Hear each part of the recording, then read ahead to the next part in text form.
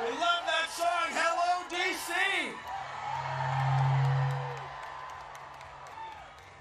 Fellow citizens, it is wonderful to see so many of us out here today. We are here for the same reason our ancestors gathered here in 1776. We want our government to run without a king. Our government is based on ideas embodied in the Constitution. Among other remarkable features, it guarantees our freedom to speak, as we're doing here today. Rather than doing one monarch's bidding, we have agreed to form a democracy, to work together, and to follow the laws that derive from it. No thrones, no crowns, no kings.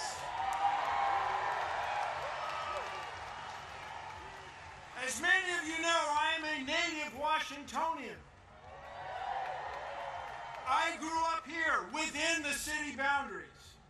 And when you grow up here, the affairs of the federal government are very much a part of your life.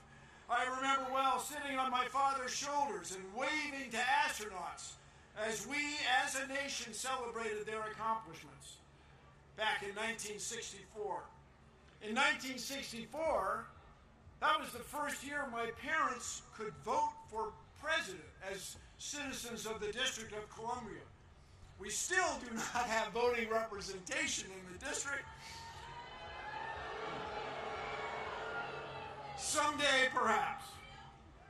I remember well Martin Luther King's dream and Resurrection City, the plywood structures on the National Mall erected to house protesters who came to town demanding equal rights and opportunities, barely a month after Dr. King had been assassinated. I remember well the Vietnam War. The mall was shoulder to shoulder, much as it is today. Traffic stopped citywide. The protest movement expanded. There were protests around the country, and the war was ended. We are protesting in the same fashion today.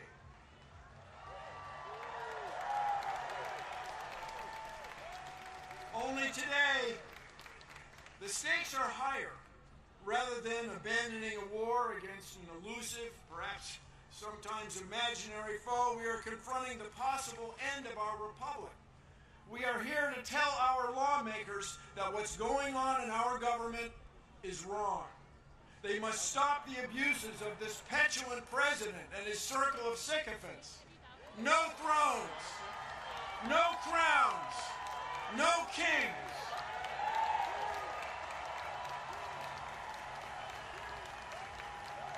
This president and his associates cannot tolerate dissent.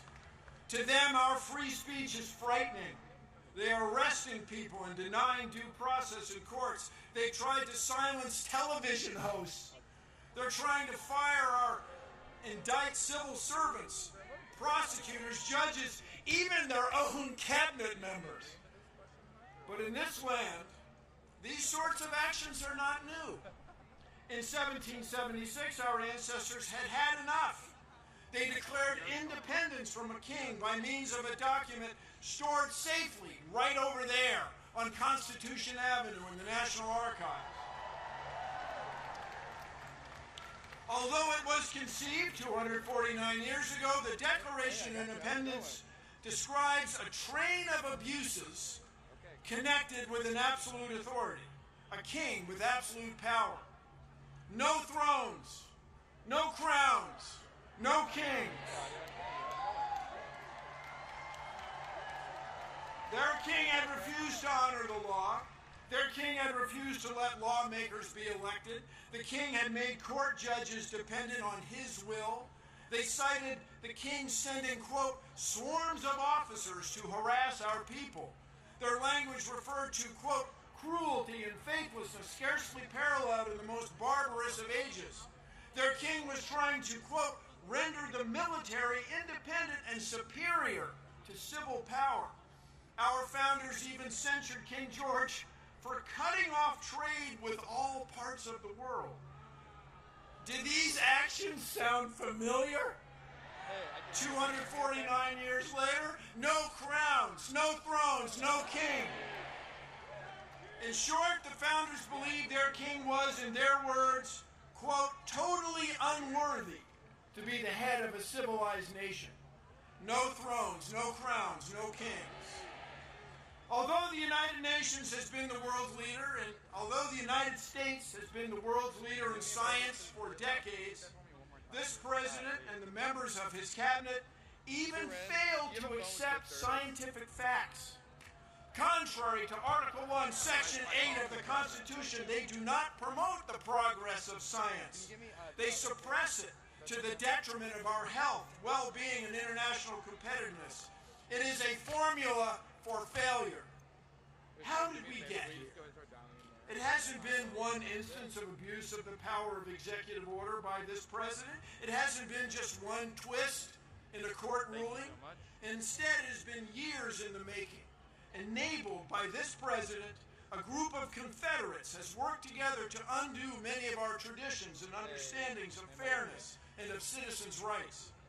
And they've done this through an odd legal tactic to overwhelm our court system with legal game after legal game, trying to hold or impound money secretly in order to let legal deadlines pass, to pretend that people they don't know who are from different backgrounds are somehow not quite citizens and not worthy of respect under the law. No thrones, no crowns, no kings. Let us now raise our voices. We are here demanding a return to the rule of law. Let the world know that we will suffer no king. We will put the United States back on a course to lead the world in fair governance. Together, no thrones, no crowns, no kings. Thank you all.